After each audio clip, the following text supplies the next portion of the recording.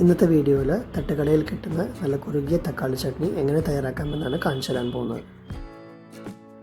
ഇപ്പോഴുള്ള ഈ തണുത്ത ക്ലൈമറ്റിൽ പച്ച തക്കാളി ചട്നി ഉണ്ടാക്കുന്നതിന് പകരം ഇങ്ങനെ കുറുകിയ നല്ല തക്കാളി ചട്നി തയ്യാറാക്കി നോക്കൂ. ഇഡ്ലിയുടെയും ദോശയുടെയും കൂടെയൊക്കെ നല്ല ടേസ്റ്റാണ് കഴിക്കാൻ. തക്കാളി ചട്നി ഉണ്ടാക്കാൻ വേണ്ടി 5 ഉണക്കമുളക് ഞാൻ വെള്ളത്തിൽ ഒരു 10 മിനിറ്റ് മുക്കി വെച്ചിട്ടുണ്ട്. പിന്നെ ഒരു തക്കാളി, ഒരു ഉള്ളി, കുറച്ച് കരിവേപ്പിലയാണ് ഉപയോഗിക്കുന്നത്.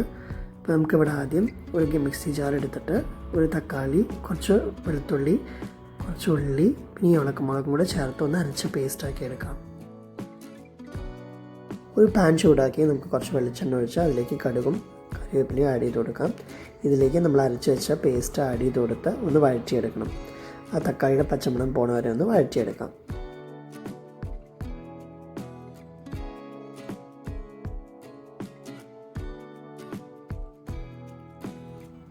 ചട്നി ഒന്ന് വഴറ്റിയതിന് ശേഷം നമുക്കതിലേക്ക് ഒരു ഗ്ലാസ് പച്ചവെള്ളം ഒഴിച്ച് ഒന്ന് ഹൈ ഫ്ലെയിമിൽ തിളപ്പിച്ചെടുക്കാം. ഒന്ന് തിളച്ചു തുടങ്ങുമ്പോൾ നമുക്ക് ആവശ്യത്തിന് ഉപ്പും കൂടി ചേർത്ത് കൊടുക്കാം. എന്നിട്ടൊന്ന് നന്നായി മിക്സ് ചെയ്തെടുക്കാം. ഇനി അടുത്തായിട്ട് ഒരു സ്പെഷ്യൽ ഇൻഗ്രീഡിയൻറ്റ് കൂടെ ഞാൻ ചേർത്ത് കൊടുക്കുന്നുണ്ട്. അതെന്താണെന്ന് നമുക്ക് നോക്കാം. തക്കാളി ചട്നി നന്നായി കുറുകി കിട്ടാൻ വേണ്ടി ഒരു സ്പൂൺ ദോശമാവ് ഒഴിക്കാറുണ്ട്. ചട്നി നന്നായി തിളച്ച് കഴിഞ്ഞാൽ നമുക്കതിലേക്ക് ഒരു സ്പൂൺ ദോശമാവ് ഒഴിച്ച് കരണ്ടി വെച്ചൊന്ന് നന്നായിട്ടൊന്ന് മിക്സ് ചെയ്ത് കൊടുക്കാം.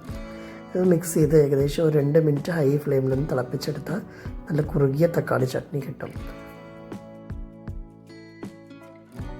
കുറുകിയ തക്കാളി ചട്നി തയ്യാറായി കഴിഞ്ഞു. ഇത് നമുക്ക് ഇഡ്ലിയുടെ കൂടെയോ ദോശയുടെ കൂടെയോ നന്നായി ഒഴിച്ച് മുക്കി കഴിക്കുകയാണ് ടേസ്റ്റ്. എല്ലാവരും ഇതുപോലെ വീട്ടിൽ ട്രൈ ചെയ്ത് നോക്കി കമൻറ്റ് ബോക്സിൽ അഭിപ്രായം അറിയിക്കുമോ.